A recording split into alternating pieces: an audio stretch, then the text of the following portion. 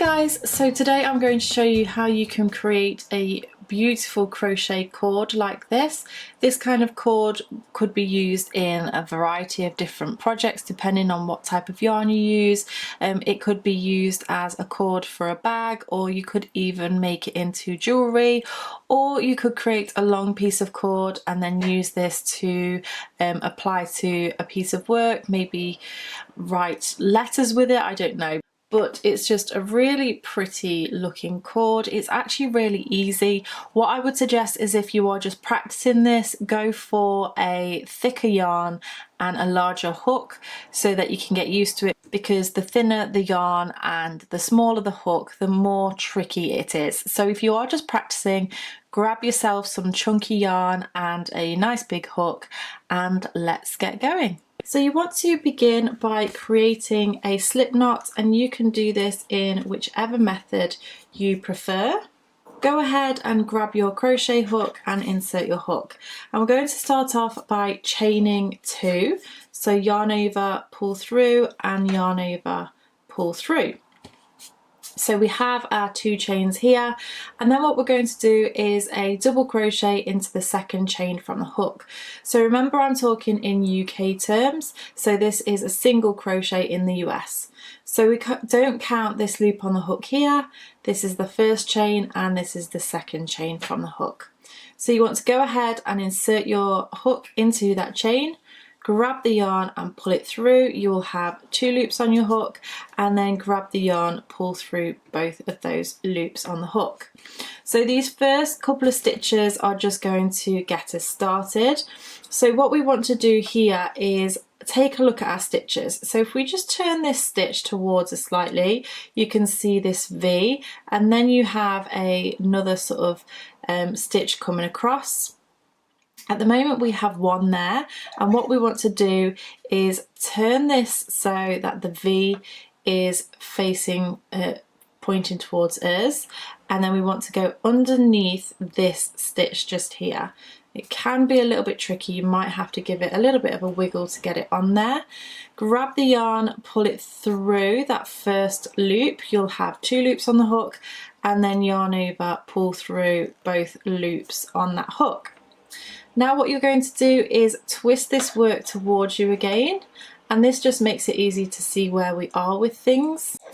And from now on this is going to be the same. So we have our V just here, and then we have 2 poles which are coming across. So we want to go under this, these 2 loops with a hook, and you can see I'm just using my fingers to get it on there.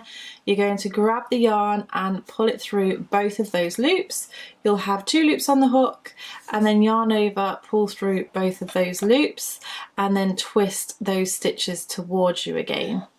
So we have our V and our 2 loops. We're going under both of those loops, grabbing the yarn and pulling it through those 2 loops, and then yarn over, pull through 2 loops, and then twist towards you. You have your V and your 2 loops, go underneath, grab the yarn, pull it through, and then yarn over, pull through 2, and then twist towards you. You have your V and your 2 loops. And this is pretty much what you're going to do all the way along. So as you can see, it can get a little bit tight because this is kind of an unconventional way of working into your stitches. Oops, I've just missed a little thread there. Grab the yarn, pull through 2, and then yarn over, pull through 2. So take your time with it. This is why I say it's much better to start off with a thicker yarn while you're practicing, because it can be quite fiddly with smaller yarn. But you want to pull those loops onto the hook, come under 2 loops, and then yarn over under 2 loops.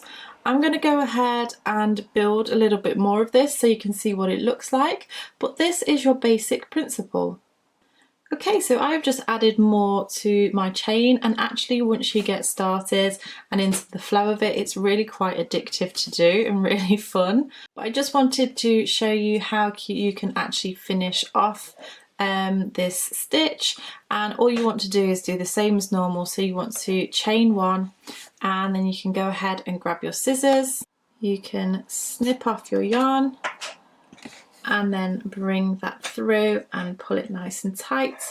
And then what you can do, you can take your darning needle and then just thread that into the center of the cord.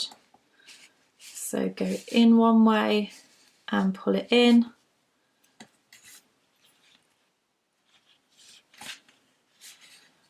And then try and catch a few different fibers and go back upwards. And then to follow the rule of 3, just to make sure it's super secure, go back downwards one more time.